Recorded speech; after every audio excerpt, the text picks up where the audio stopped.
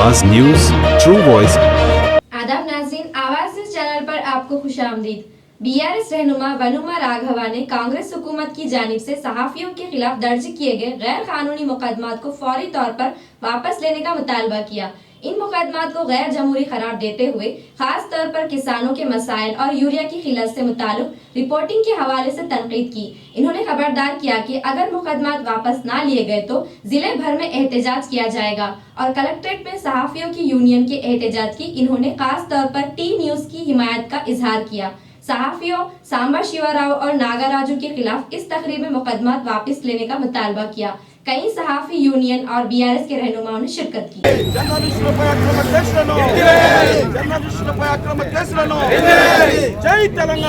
సభ్య సమాజం సిగ్గుతో తలదించుకునేటువంటి ఇవాళ పద్ధతిలో ఇలా ప్రభుత్వం వ్యవహరిస్తూ ఉంది. అలా ప్రజలకు ప్రభుత్వానికి వారధిగా పనిచేసి సమాజంలో ఉన్నటువంటి అన్ని సమస్యలను ప్రభుత్వం దృష్టిలో తీసుకొచ్చి ప్రజా సమస్యల కోసం ఆత్మీయులు అంకుర దీక్షతో పనిచేస్తున్నటువంటి మరి జర్నలిస్టులపై కేసులు పెట్టి జైల్లో పెట్టడం అనేది ఇది పూర్తిగా ఖండిస్తూ ఉన్నాం. ఈ రోజున ఎవరైనా కావచ్చు, ఏ పార్టీ అయినా కావచ్చు, కానీ ఇవాళ మరి సాంబశివరావు గారు ఇవాళ రాష్ట్రంలో నెలకొన్నటువంటి యూరియా కొరత మీద అక్కడ ఉన్నటువంటి రైతాంగాన్ని యొక్క సమస్యలు అడిగి మరి ప్రభుత్వం దృష్టికి తీసుకురావాలని చెప్పేసి ఆయన ప్రయత్నం చేస్తూ ఉంటే ఈ రోజున రాష్ట్రంలో ఉన్నటువంటి రేవంత్ రెడ్డి గారి ప్రభుత్వం మరి వారిని అణచివేసేటువంటి విధానాన్ని చూస్తూ ఉంటే చాలా తలదించుకోవాల్సినటువంటి ఇవాళ వస్తూ ఉంది. అలా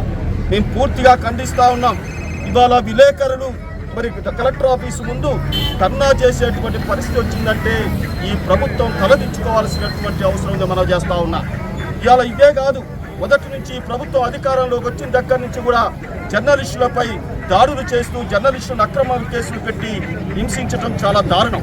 ఇవాళ సాంబశివరావు మీద కానీ నాగరాజు గారి మీద అత్యంతమైనటువంటి పెద్ద కేసులు పెట్టి జైలుకి పంపించి వారి కుటుంబాలని మరి చిత్రహింసలు పెట్టడం అనేది మేము తీవ్రంగా టీఆర్ఎస్ పార్టీ తరఫున ఖండిస్తూ ఉన్నాం. ఈ రోజున మీకు తెలుసు, ఆ రోజున ప్రభుత్వం అధికారంలోకి వచ్చేటప్పుడు రేవంత్ రెడ్డి గారు కాంగ్రెస్ పార్టీ ప్రభుత్వం అధికారంలోకి వచ్చినప్పుడు జర్నలిస్టుల సమస్యలను పరిష్కరిస్తాం, జర్నలిస్టులకు రాష్ట్రంలో మరి స్థలాలు ఇస్తాం, వాళ్ళ సమస్యలు పరిష్కరిస్తామని చెప్పి హామీ ఇచ్చి జర్నలిస్టుల యొక్క మద్దతును కూడగొట్టుకొని అధికారంలోకి వచ్చిన తర్వాత జర్నలిస్టుల సమస్యలను గాలి వదిలేసి వారిపైనే అక్రమ కేసులు వాళ్ళ సమస్యలను పరిష్కరించడం ఒక పక్క కాకుండా వారిపై మరి అక్రమ కేసులు పెట్టి జైల్లో పంపించడం చాలా సిగ్గుచేటని మనం చేస్తా ఉన్నా.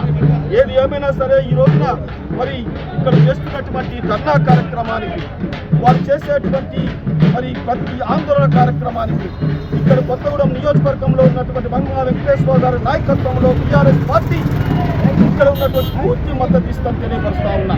వెంటనే దయచేసి మరి ఇంకా అరెస్ట్ చేయడానికి కూడా ప్రయత్నాలు జరుగుతున్నాయని చెప్పేసి ఒక ఇదొచ్చింది. మేము పూర్తిగా ఖండిస్తూ ఉన్నాం. మరి ఏది ఏమైనా సరే దీనికి పూర్తి మద్దతుగా మేము ఉంటామని చెప్పేసి మరొకసారి జర్నలిస్టులు చేసేటువంటి ఆందోళనకి పూర్తి మద్దతు ఇస్తామని చెప్పేసి తెలియపరుస్తూ ఉన్నాం.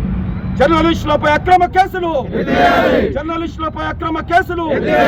జై తెలంగాణ, జై తెలంగాణ.